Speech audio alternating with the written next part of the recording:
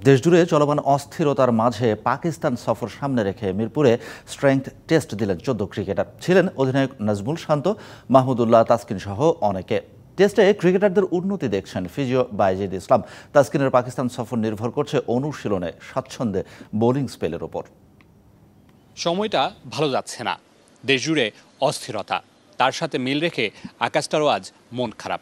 তবে সময় বয়ে চলে, ক্রিকেটারদেরও তার সাথে নিয়ম মেনে চলতে হয়।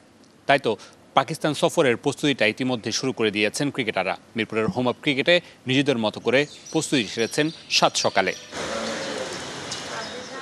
ঝিরিঝিরি বৃষ্টিতে মিরপুরে ছাতা মাথায় মুস্তাফিজ আর মেহেদি মিরাজ।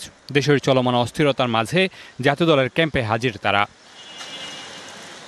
তাদের মতোই মিরপুরের সাত সকালে হাজির হয়েছেন মাহমুদুল্লাহ রিয়াদ, অধিনায়ক নাজমুল শান্ত, হাসান মাহমুদ, সৌম্য সরকার সহ মোট 14 ক্রিকেটার। বঙ্গবন্ধু স্টেডিয়ামে রানিং টেস্ট হওয়ার কথা থাকলেও বৈরী আবহাওয়ায় মিরপুরে নেওয়া হয়েছে স্ট্রেংথ টেস্ট।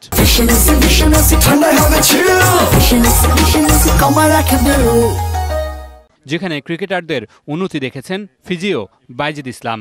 ওয়ার্ল্ড কাপে যাওয়ার আগে আমরা একটা ফিটনেস টেস্ট করে তারপরে ওয়ার্ল্ড কাপে গিয়েছিলাম, আর আজকে তার ফলো আপ টেস্টিং ছিল। স্ট্রেংথ টেস্টে ওভারঅল যারা যে বেঞ্চমার্ক ছিল চেষ্টা করছে যে বেঞ্চমার্কের কাছাকাছি যাওয়ার জন্য। মোস্ট কেসেস ম্যাক্সিমাম প্লেয়াররা ইমপ্রুভ করছে, এতটুকু বলা যায়। মাহমুদুল্লাহ রিয়াদ, মুস্তাফিজ টেস্টে না থাকলেও জাতীয় দলের স্ট্রেংথ টেস্ট হওয়ায় এসেছিলেন। তাসকিন অপেক্ষায় আছেন পাকিস্তানের টেস্টে ফেরার, যদিও সেটা নির্ভর করছে এই পেসারের অনুশীলনে বোলিং স্পেলের উপর। তাসকিন অবশ্যই অ্যাভেলেবল আছে, কিন্তু বোলিং ওয়ার্কলোড টেস্ট ম্যাচ খেলতে হলে লম্বা সময় বল করতে হয়, এগুলি আস্তে আস্তে বিল্ড আপ করে তারপরে খেলতে হয়। তো তাসকিন যেহেতু একটা লম্বা সময় T20 ফরম্যাট খেলছে, তো এখন ও এই ট্রাইটা করে দেখবে। যদি হি ফিলস বেটার দেন ইনশাল্লাহ ও টেস্ট আবার খেলতে পারবে। টেস্টে নির্দিষ্ট কোনো লক্ষ্যমাত্রা সেট না থাকলেও ব্রেন স্পেস, স্কোয়াড, চিন আপ এই 3 ধাপে হয়েছে ক্রিকেটারদের স্ট্রেংথ টেস্ট। আগামীকাল থেকে শুরু হবে skill training. Mamunur Rashid, DBC news, Dhaka.